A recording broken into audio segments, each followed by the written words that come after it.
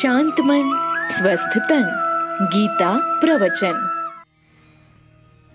નમસ્તે.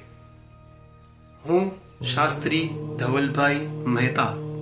આજે આપણે ગીતા પ્રવચનમાં પ્રથમ અધ્યાયના ચતુર્થ શ્લોકની વાત કરીએ, જેમાં પાંડવ સેનાના મુખ્ય યોદ્ધાઓની વાત કરેલી છે. અત્ર શૂરા મહેશ્વાસા ભીમાર્જુન સમાયુધી યુયુધાનો વિરાટશ્ચ દ્રુપદશ્ચ મહારથાઃ.